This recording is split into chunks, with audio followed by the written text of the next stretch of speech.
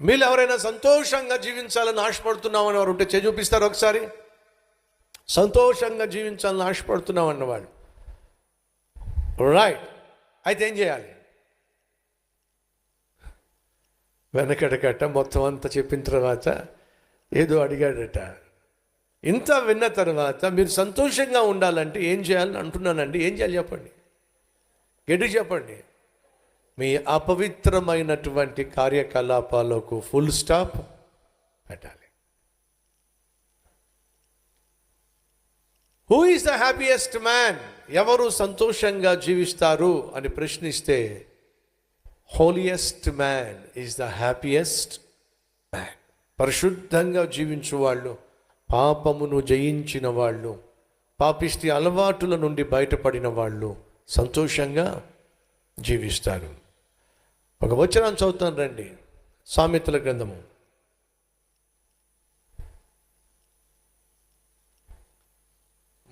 మొదటిగా కీర్తనలు 97,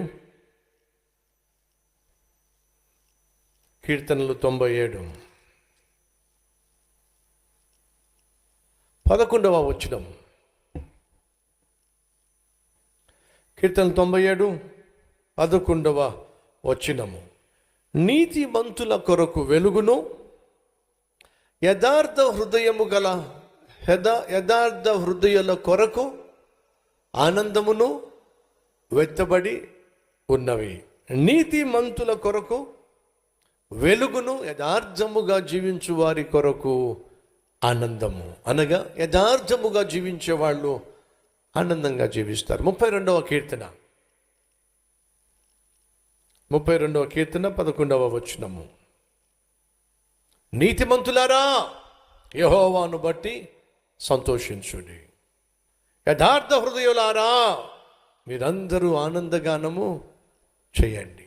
నీతిమంతులారా సంతోషంగా ఉండండి, యథార్థంగా జీవించు వారులారా ఆనందంగా ఉండండి. బైబిల్ సెలవిస్తూ ఉంది, నీతిమంతులకు వెలుగు, యథార్థవంతులకు ఆనందము. ఎవరు నీతిమంతులు, ఎవరు యథార్థవంతులు అని ఒకవేళ ప్రశ్నిస్తే యోసేపు నీతిమంతుడు.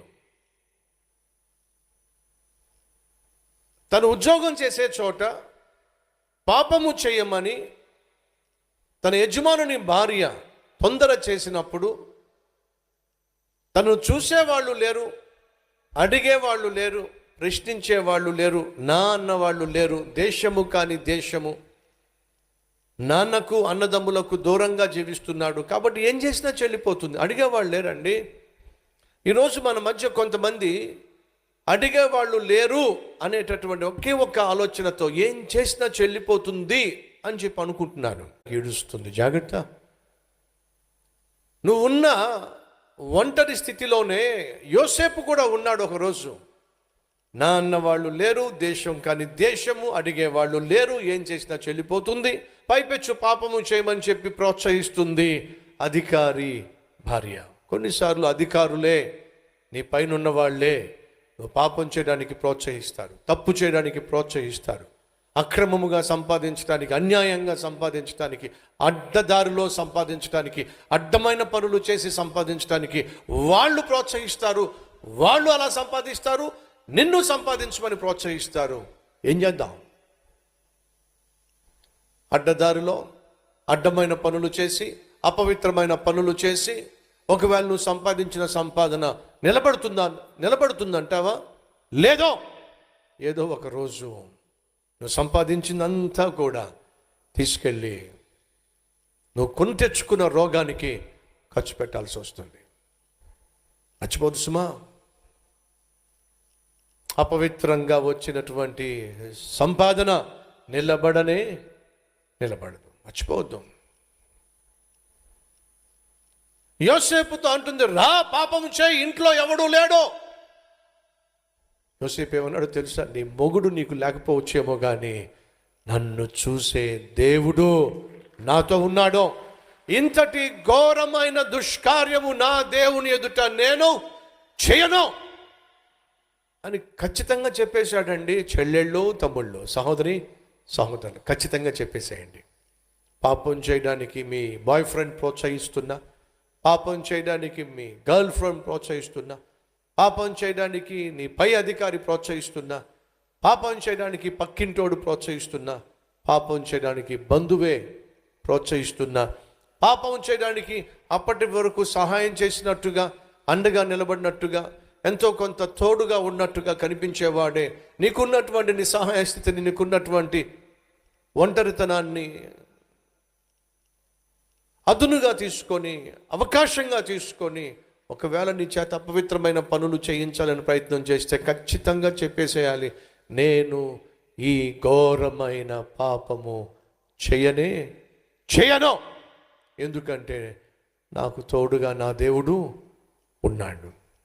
నేను చేసే ప్రతి దానిని నా దేవుడు చూస్తున్నాడు. యెహోవా యందు భయభక్తులు కలిగి ఉండుట చెడుతనమును విసర్జించుట. అలా ఎప్పుడైతే నీ చెడుతనాన్ని నువ్వు విసర్జిస్తావో తాత్కాలికంగా నీ ఉద్యోగం పోవచ్చు, తాత్కాలికంగా నీకు ప్రమోషన్ ఆగిపోవచ్చు, తాత్కాలికంగా నీ రాబడి కుంటుపడవచ్చు, తాత్కాలికంగా కొన్ని ఒడిదుడుకులు గుండా వెళ్ళొచ్చు. కానీ వినో, ఎప్పుడైతే ఆ ఉచ్చులోంచి నువ్వు బయటపడతావో, ఎప్పుడైతే ఆ పాపిష్టి మనిషి చేతిలోను నువ్వు బయటపడతావో, ఎప్పుడైతే ఆ పాపిష్టి ఊబిలో నుండి నువ్వు తప్పించుకొని వెళ్తావో నీ జీవితం సంతోషంతో నింపబడుతుంది. ఎవరు ఆనందంగా ఉంటారు, ఎవరు సంతోషంగా ఉంటారు? పాపము నుండి, పాపిష్టి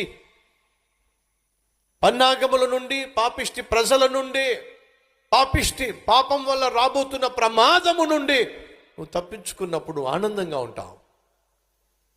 పాపం వల్ల దాపరిస్తున్న ప్రమాదము నుండి నువ్వు తప్పించుకుంటే, పాపము నిన్ను తరుముతున్నప్పుడు ప్రమాదము నిన్ను తరుముతుంది. పాపము అనే ప్రమాదము నిన్ను తరుముతున్నప్పుడు నువ్వు తప్పించుకుంటే ఆనందం. అనగా పాపము నుండి నువ్వు దూరంగా వెళ్ళిపోతే ఆనందం. సహోదరుడా వినో, నువ్వు పాపము నుండి, పాపం వల్ల నువ్వు పొందుకోబోతున్న ప్రమాదం నుండి నువ్వు తప్పించుకున్నప్పుడు నీ హృదయం సంతోషిస్తుంది. పరలోకము నుండి చూస్తున్న దేవుడు సంతోషిస్తాడు.